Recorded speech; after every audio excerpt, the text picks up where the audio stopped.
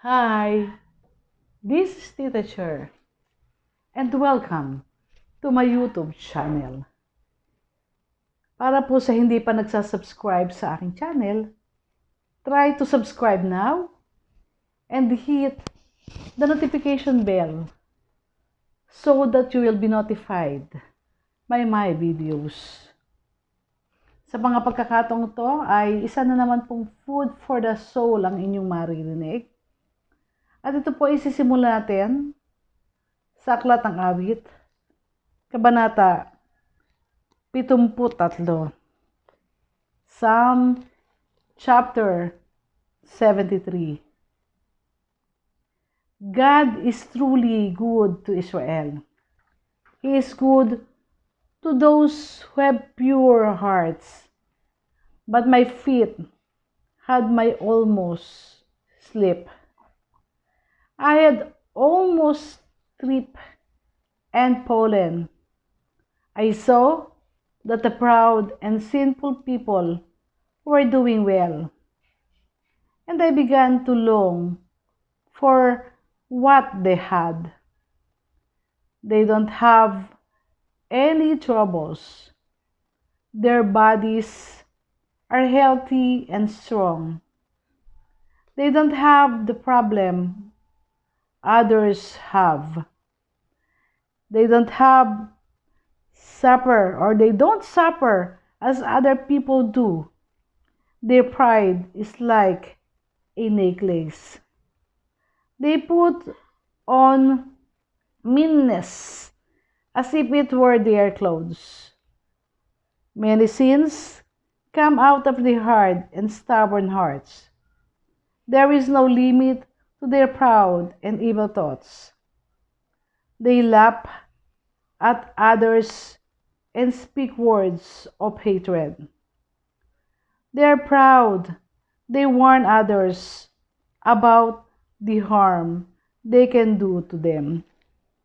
They brag as if they were owed heaven itself. They talk as if they controlled the earth. So people listen to them. They lap up their words like water. They say, how can God know what we're doing? Does the Most High God really know that much? Here is what sinful people are like. They don't have a care in the world. They keep getting richer and richer. It seems as if I have kept my heart pure without any reason. It didn't do me any good to wash my hands, to show that I wasn't guilty of doing anything wrong. Day after day, I've been in pain. God has punished me every morning. What if I had said, I will speak as evil people do? Then I wouldn't have been faithful to God's children. I tried to understand it all, but it was more than I could handle. It troubled me until entered God's temple. Then I understood what will happen to bad people in the end. God, I'm sure you will make them sleep and fall. You will throw them down and destroy them. It will happen very suddenly. A terrible death will take them away completely. A dream goes away when a person wakes up. Lord, it will be like that when you rise up. It will be as if those people were only a dream. At one time, my heart was sad and my spirit was bitter. I didn't have any sense. I didn't know anything.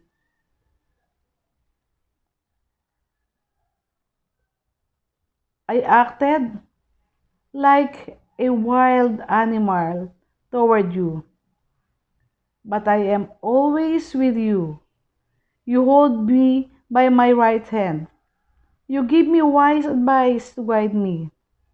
And when I die, you will take me away into the glory of heaven. I don't have anyone in heaven but you.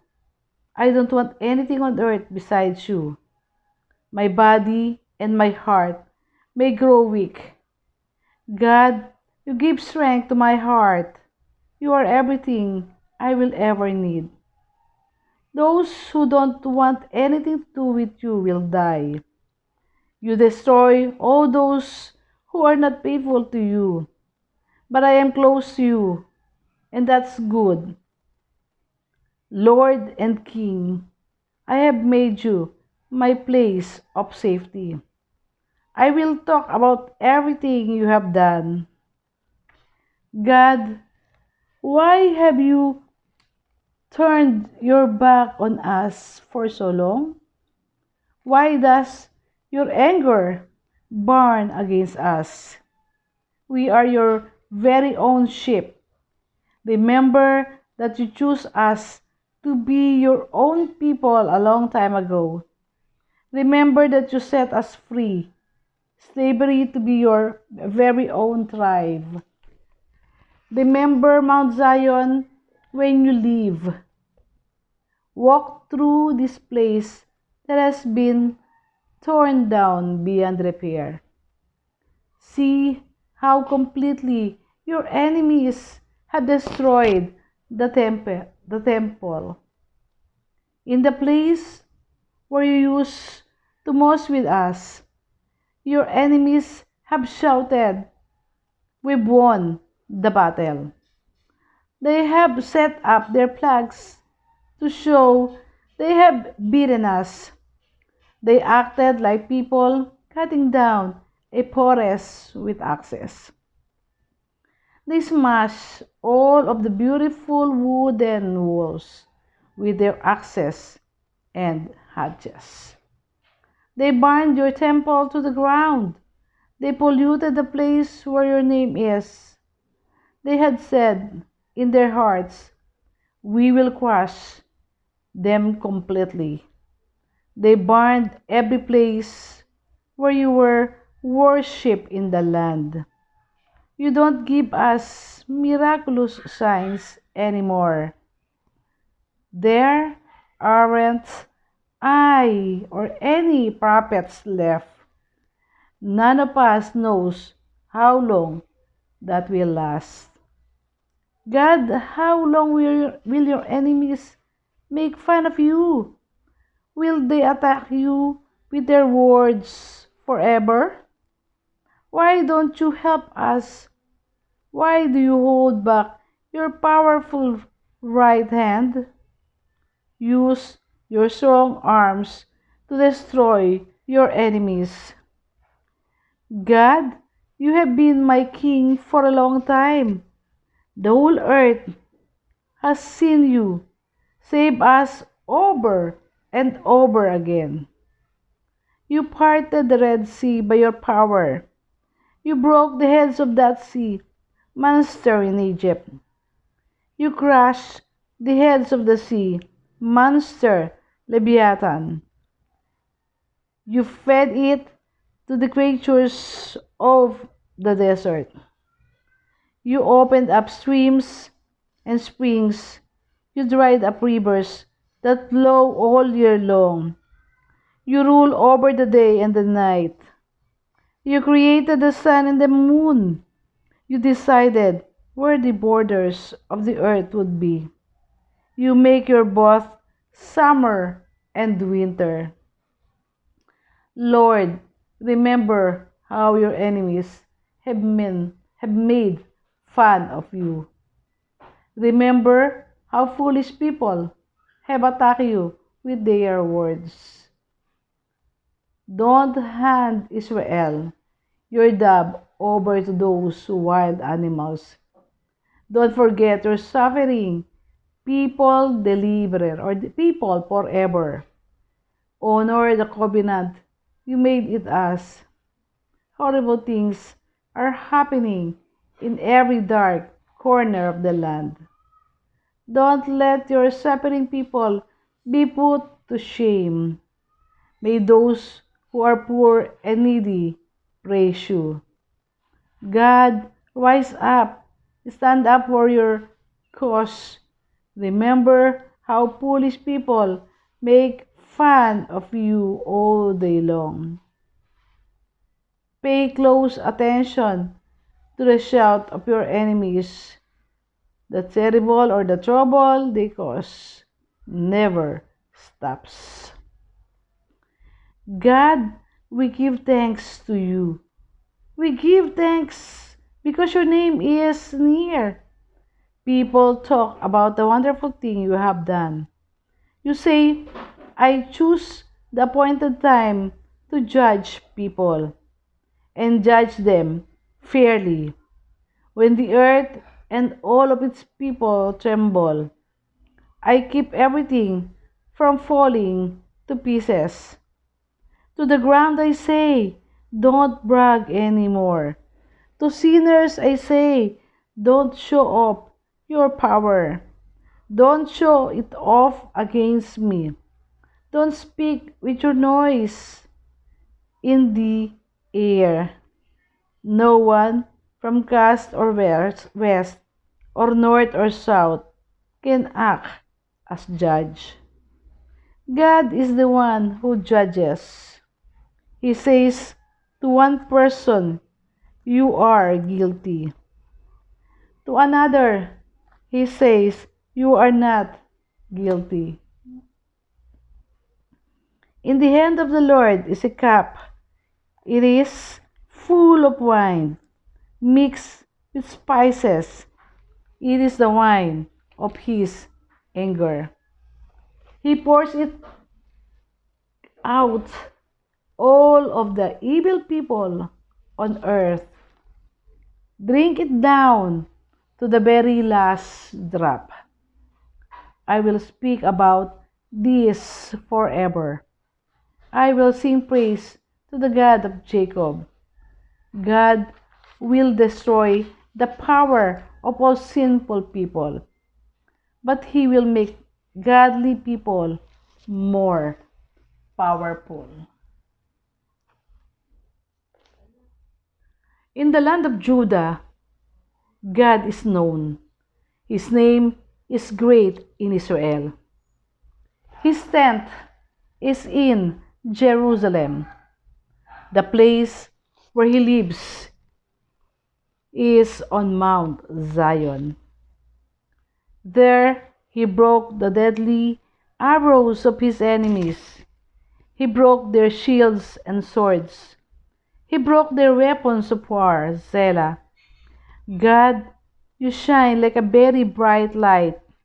You are more majestic than mountains full of wild animals. Brave soldiers have been robbed of everything they had. Now they lie there, sleeping in death. Not one of them can even lift his hands. God of Jacob, at your command, both horse and chariot lie still.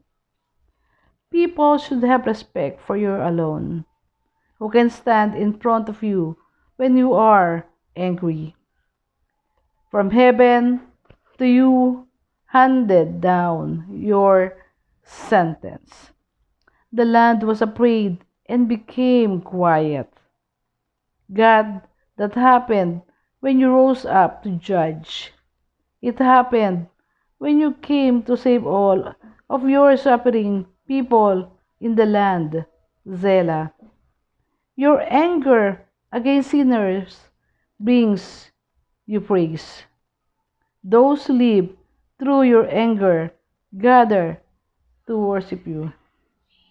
Make promises to the Lord your God and keep them. Let them of the neighboring nations bring gifts to the one who should be respected. He breaks the proud spirit of rulers. The kings of the earth have respect for him. I cried out to God for help. I cried out to God to hear me. When I was in trouble, I looked to the Lord. During the night, the night, I lifted up my hands in prayer, but I refused to be comforted. God remembered you, and I groaned. I thought about you and became weak. Zela. You keep me from going to ship. I was so troubled I couldn't speak. I thought about days gone by. I thought about the years of long ago. I remembered how I used to sing praises to you in the night. I wrote about it, and here is what I asked myself. Will the Lord turn away from us forever? Won't He ever show us His kindness again? Has His faithful love disappeared forever? Has His promise failed for all the time? Has God forgotten to show us His favor? Has He held back His tender love? Because He was angry. Selah. Then I thought, here is what I will make my appeal to.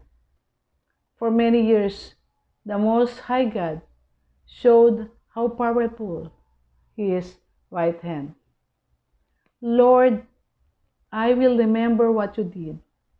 Yes, I will remember your miracles of long ago.